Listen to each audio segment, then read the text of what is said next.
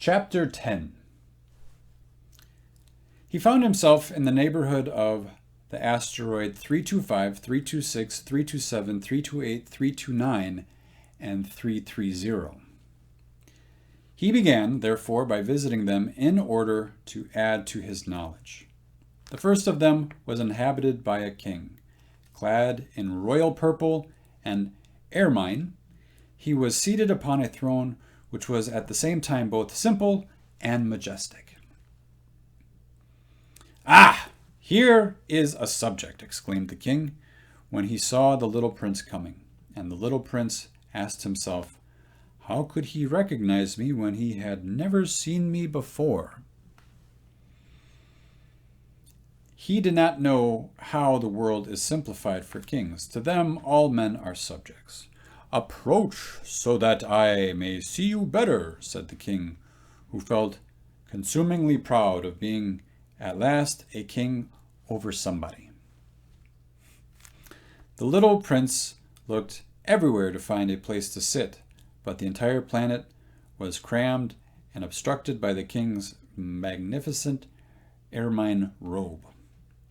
So he remained standing upright, and since he was tired, he yawned. "It is contrary to etiquette to yawn in the presence of a king," the monarch said to him. "I forbid you to do so." "I can't help it. I cannot stop myself," replied the little prince, thoroughly embarrassed. "I have come on a long journey, and I have had no sleep." "Ah, then," said the king, "I order you to yawn. It is years since I have seen anyone yawning. Yawns to me are objects of curiosity. Come, now, yawn again. It is an order." "That frightens me. I cannot any more," murmured the little prince, now completely abashed. Replied the king. "Then I order you sometimes to yawn and sometimes to—" He sputtered a little and seemed vexed. For what the king fundamentally insisted upon was that his authority should be respected. He tolerated no disobedience. He was an absolute monarch. But because he was a very good man, he made his orders reasonable. "If I ordered a general," he would say, by way of example, "if I ordered a general to change himself into a seabird, and if the general did not obey me, that would not be the fault of the general. It would be my fault." "May I sit down?" came now a timid inquiry from the little prince. "I order you to do so," the king answered him, and majestically gathered in a fold of his ermine mantle. But the little prince was wondering. The planet was tiny. Over what did this king really rule?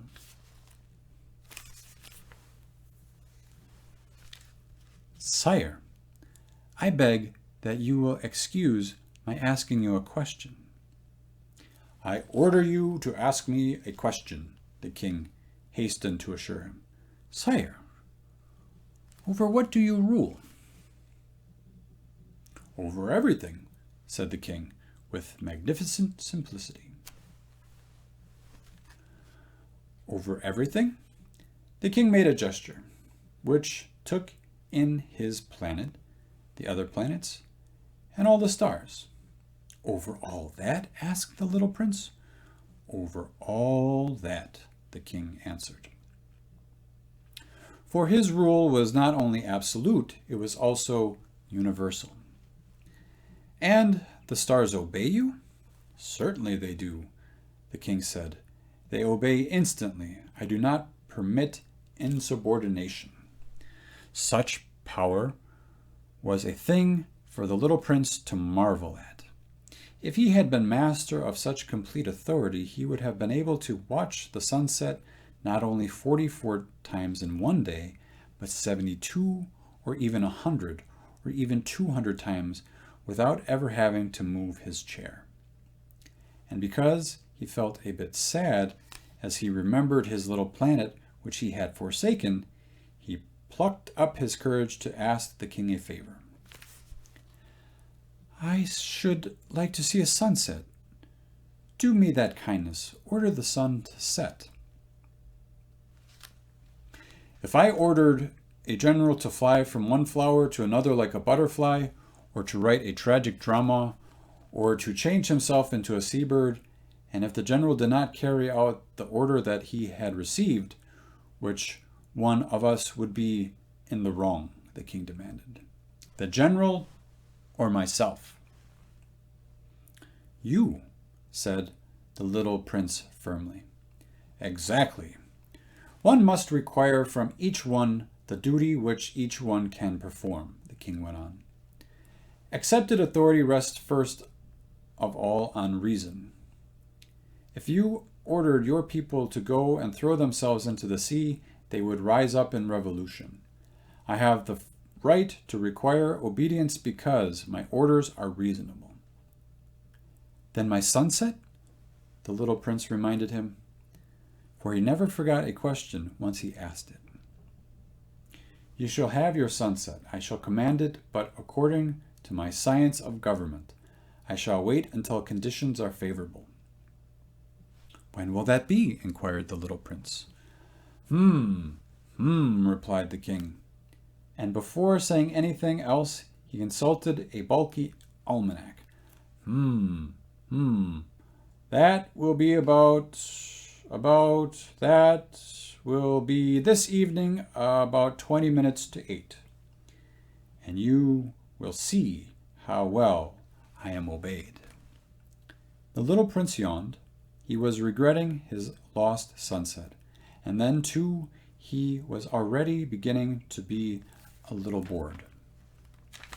I have nothing to do here, he said to the king, so I shall set out on my way again.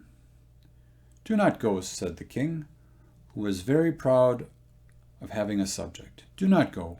I will make you a minister. A minister of what?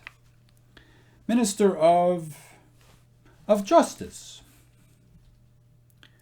But there is nobody here to judge. We do not know that, the king said to him. I have not yet made a complete tour of my kingdom. I am very old. There is no room here for a carriage, and it tires me to walk. Oh, but I have looked already, said the little prince, turning round to give one more glance to the other side of the planet. On that side, as on this, there was nobody at all. Then you shall judge yourself, the king answered. That is the most difficult thing of all. It is much more difficult to judge oneself than to judge others. If you succeed in judging yourself rightly, then you are indeed a man of true wisdom. Yes, said the little prince, but I can judge myself anywhere. I do not need to live on this planet. Said the king. I have good reason to believe that somewhere on my planet there is an old rat. I hear him at night. You can judge this old rat. From time to time you will condemn him to death. Thus his life will depend on your justice, but you will pardon him on each occasion, for he must be treated thriftfully. He is the only one we have. I, replied the little prince, do not like to condemn anyone to death, and now I think I will go on my way.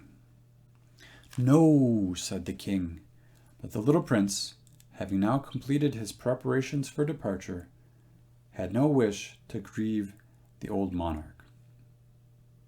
If your majesty wishes to be promptly obeyed, he said, he should be able to give me reasonable order. He should be able, for example, to order me to be gone by the end of 1 minute. It seems to me that conditions are favorable. As the king made no answer, the little prince hesitated a moment. Then, with a sigh, he took his leave. I make you my ambassador, the king called out hastily. He had a magnificent air of authority. The grown-ups are very strange, the little prince said to himself as he continued on his journey.